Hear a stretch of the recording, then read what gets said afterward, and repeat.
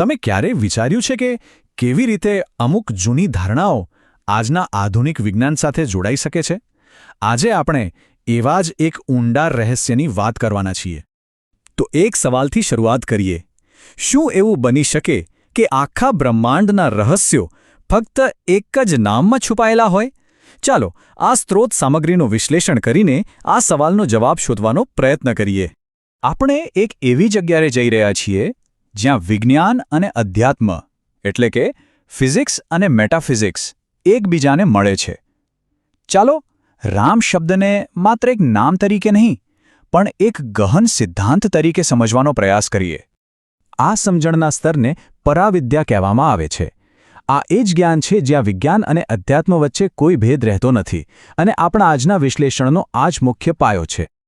તો આ નામમાં છુપાયેલું પહેલું રહસ્ય શું છે? એ છે બ્રહ્માંડની એક ખૂબ જ મૂળભૂત પ્રક્રિયા, જેને આપણે એમ કહી શકીએ કે બ્રહ્માંડની પોતાની ધડકન છે. જુઓ, આ કેટલું રસપ્રદ છે. રામ નામ 2 અક્ષરોથી બનેલું છે, રા અને મ. જ્યારે તમે રા બોલો છો ત્યારે તમારા મોઢામાંથી ઊર્જા બહારની તરફ ફેલાય છે. આ બ્રહ્માંડના વિસ્તરણને દર્શાવે છે, જેને વૈજ્ઞાનિકો જેને બિગ બેંગ કહે છે તેના જેવું છે. અને જ્યારે તમે મ બોલો છો ત્યારે હોઠ બંધ થાય છે, ઊર્જા અંદરની તરફ સંકોચાય છે.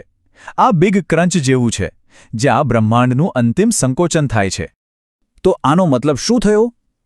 આ સ્ત્રોત મુજબ રામ કોઈ દેવતા નથી, પરંતુ આખા બ્રહ્માંડની ધડકન છે. જેમ આપણું હૃદય ધબકે છે તેમાં બ્રહ્માંડ રામના ધબકારા પર ચાલી રહ્યું છે. જો આ ધડકણ અટકી જાય તો સમય અને અવકાશ જેવું કંઈ જ નહીં રહે, બધું સમાપ્ત થઈ જશે. ચાલો હવે બીજા રહસ્ય તરફ આગળ વધીએ, જે મૃત્યુ પર વિજય મેળવવાની કળા વિશે છે.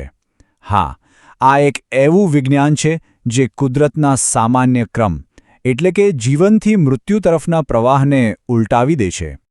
આ સમજવા માટે વાલ્મીકીની વાર્તા સૌથી ઉત્તમ ઉદાહરણ છે. એમને મરા મરા જાપ કરવાનું કહેવામાં આવ્યું હતું, જેનો અર્થ થાય છે મૃત્યુ. પણ સતત મરા મરા બોલવાથી એ રામ રામ બની ગયું, એટલે કે મરા શબ્દને ઉલટાવવાથી રામ બને છે. મૃત્યુ અંધકારમાંથી જીવન અને પ્રકાશ તરફની આ એક સફર છે. વાત અહીં જ નથી અટકતી. હવે ત્રીજા રહસ્ય પર આવીએ. શું તમે જાણો છો કે રામ સાથે જોડાયેલા ધનુષ અને બાણ જેવા પ્રતીકોનો પણ ઉપનિષદોમાં ખૂબ ઊંડો આધ્યાત્મિક અર્થ બતાવાયો છે? મુંડક ઉપનિષદનો આ શ્લોક આ વાતનો આધાર છે. પ્રણવો ધનુઃ શરોહ્યાત્મા બ્રહ્મતલ્લક્ષ્યમુચ્યતે.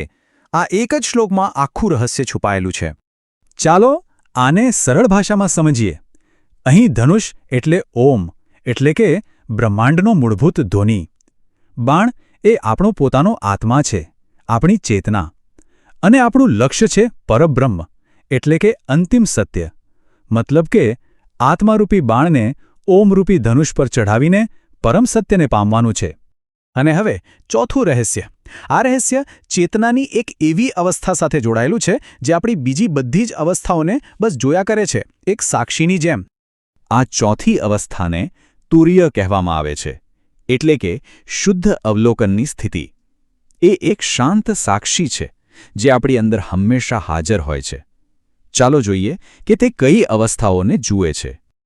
આપણે બધા રોજ 3 અવસ્થાઓમાંથી પસાર થઈએ છીએ, ખરું ને? એક છે જાગ્રત અવસ્થા, બીજી છે સ્વપ્ન અવસ્થા અને ત્રીજી છે સુષુપ્તિ એટલે કે ગાઢ નિંદ્રાની અવસ્થા. આને એક સિનેમાના પડદાની જેમ વિચારો. તુર્ય એ એવો પડદો છે જે ક્યારે બદલાતો નથી. એના પર આપણી જાગ્રત, સ્વપ્ન અને ગાઢ નિંદ્રાની અવસ્થાઓની ફિલ્મો ચાલતી રહે છે. ફિલ્મો આવે છે અને જાય છે, પણ પડદો એ તો હંમેશા ત્યાં જ રહે છે. રામ એ જ અપરિવર્તનશીલ વાસ્તવિકતા છે. અને હવે આપણે આખા વિશ્લેષણના સૌથી ગહન અને અંતિમ સત્ય પર પહોંચી ગયા છીએ. અહીં બધા રહસ્યો એક અંતિમ સમીકરણમાં મળી જાય છે. ગણિતમાં એક મૂળભૂત ખ્યાલ છે શૂન્ય, જે નિરાકાર છે, જેની કોઈ શરૂઆત નથી. અને એવી જ રીતે વિજ્ઞાનમાં બીજો એક ખ્યાલ છે અનંત, જેનો કોઈ અંત નથી. તો આ સ્ત્રોત શું કે જે ખબર છે કે જ્યારે શૂન્ય અને અનંત મળે છે ત્યારે રામ બને છે. આ એવા એક સર્વવ્યાપી સિદ્ધાંતનો અંતિમ પુરાવો છે જે નિરાકાર પણ છે, એટલે કે શૂન્ય જેવો, અને અનંત પણ છે, જેનો કોઈ અંત નથી. આ જ અંતિમ સત્ય છે. તો ચાલો ફટાફટ આખી વાતનો સાર જોઈ લઈએ. આ વિશ્લેષણ મુજબ રામ એ માત્ર એક નામ નથી, પણ એ બ્રહ્માંડની ધડકણ છે. એ મૃત્યુ પર વિજય મેળવવાની પ્રક્રિયા છે. એ ચેતનાની સાક્ષી અવસ્થા છે. અને અંતે એ શૂન્ય અને અનંતનું સંપૂર્ણ મિલન છે. આ ઊંડાણપૂર્વકનું વિશ્લેષણ આ સ્ત્રોતો પર આધારિત હતું. ખરેખર આ એક ખૂબ જ શક્તિશાળી વિચાર છે, નહીં? વિચારવા જેવી વાત છે.